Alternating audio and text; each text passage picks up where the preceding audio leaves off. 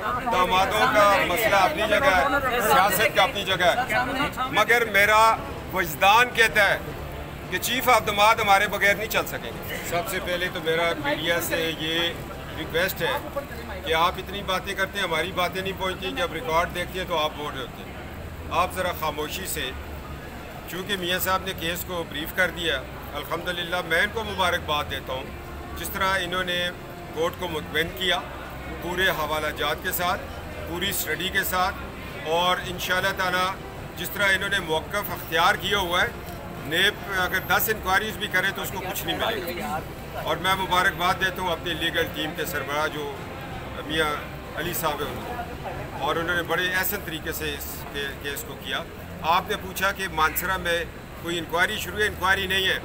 एक ग्रेड 22 का अफसर रिटायरमेंट के बाद बच्चों, भाइयों और एहलिया के साथ वो अब लोगों की ज़मीनों को सारा दिन फारग होता है, उनको कुरेदता रहता है कि कहाँ मुझे 1 मरला मिलेगा, कहाँ मुझे 2 मरले मिलेंगे। तो वो उस सिलसिले में मेरे वालिद की एक ज़मीन थी, उस पर उन्होंने कहा जी इस पर तिम्मा नहीं कटा हुआ। हालांकि मैं 1872 से उस ज़मीन का रिकॉर्ड देखा, वो अंग्रेज़ की ज़मीन थी, सल्तनत बरतानिया की थी 1872 में।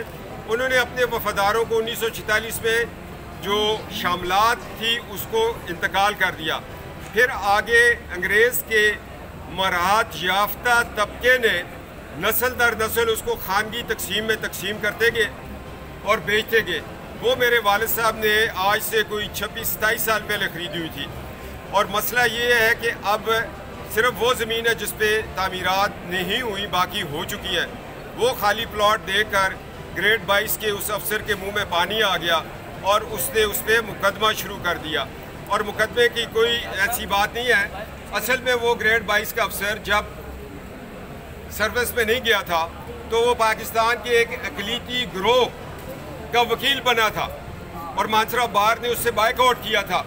फिर उसी अक़लीती गिरोह की इमा पर, उसकी सपोर्ट पर, उसकी हमायत पर अंदरूने खाना उसको एक आला मुकाम दिया गया। और वो आज जहाँ जहाँ भी मेरे ख़िलाफ़ केस है, मेरी पार्लियामेंट के अंदर तहफ़्फ़ुज़ ख़त्म नबूवत की 2 तकरीरें और उसके बाद जो मैं करारदादें लेके आया हूँ, वो अक़लीती ग्रुप कहीं ना कहीं मेरे मुकदमात में पीछे नज़र आ रहा है। और मानसरा में 110% अक़लीती ग्रुप ने अपने एक पुराने नमक ख्वार को आगे किया और मेरे ऊपर एक ज़मीन का केस शुरू कर दिया। हालांकि वो ज़मीन मेरे वालिद की है और हमें हिस्से में मिली हुई है। उस केस को हम इंशाअल्लाह ताला फेस करेंगे। और अल्लाह का शुक्र है कि उस ग्रेड 22 के अफसर की एहलिया मोहतरमा अपनी एक फुफोजात बहन को फ़ोन करती हैं कि खुदा के लिए अपने दामाद को कहो कि सफदर को 145 इसकी ज़मीन पर लागू हो, वो सारा अटैचमेंट 145 की करे। वो सारा रिकॉर्ड हमारे पास आ गया कि एक ग्रेड 22 के अफसर की बीवी अपनी फुप्पो की बेटी आलिया शाह को फ़ोन करती है कि अपने दामाद को कहो कि ये 145 अटैचमेंट की कार्रवाई करे। और ऊपर नीचे हमें सुने बगैर 10 2 फैसले हमारे ख़िलाफ़ आ जाते हैं। उनको भी हमने चैलेंज किया हुआ है। और इंशाअल्लाह ताला ये तो एक कानून है कि एक पार्टी को भी सुना जाए, दूसरी को भी सुना जाए। वो मुझे ये लगा कि शायद 1947 से पहले जब पाकिस्तान नहीं बना था, गोरों की हुकूमत थी और उसमें इस तरह के फ़ैसले होते थे। ये फ़ैसले हम नहीं होने देंगे। आज ग्रेड 22 के अफसर को मैं कहता हूँ, तुम्हारा भाई, तुम्हारा बेटा, ये दहशतगर्दी में भी उनके ख़िलाफ़ FIR हो गई है, कब्ज़ा ग्रुप में भी हो गई है, और तुम्हारी सर्विस के बलबोते पर तुमने अपने फादर इन लॉ को कश्तरा स्कैंडल में बचाया।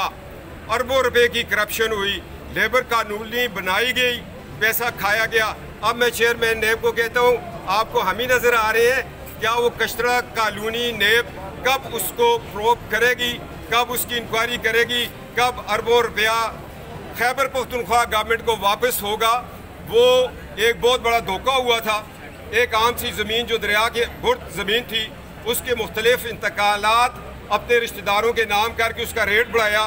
फिर एक पॉपुलेशन के मिनिस्टर से साजबाज करके उस ज़मीन को एक्वायर किया गया लेबर कॉलोनी के लिए, और उसके बाद उसमें से कोई मिनिस्टर ने पैसा खाया, कोई ग्रेड 22 के अफसर के साथ ससुर ने खाया और ग्रेड 22 का अफसर अपने ससुर को बचा गया एंटी करप्शन से, अब नेब से नहीं बच सकेगा।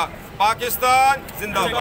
कौमी तराना हो तो खड़े हो जाते हैं, जब पाकिस्तान जिंदाबाद हो तो फिर सिलसिला कट जाता है।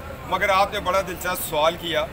देखिए, दामादों का मसला अपनी जगह है, सियासत का अपनी जगह है, मगर मेरा वजदान कहता है कि चीफ ऑफ दामाद हमारे बगैर नहीं चल सकेंगे। YouTube पर गूगली न्यूज देखने के लिए youtube.com की सर्च बार में गूगली न्यूज TV टाइप करें। गूगली न्यूज के पेज पर सुर्ख रंग के सब्सक्रिप्शन वाले बटन पर क्लिक करना ना भूलिए। YouTube पेज पर अपलोड होने वाली वीडियोस से बाखबर रहने के लिए बेल आइकन पर क्लिक कीजिए। आपको हर नई वीडियो के बारे में नोटिफिकेशन मौसूल हो जाएगा।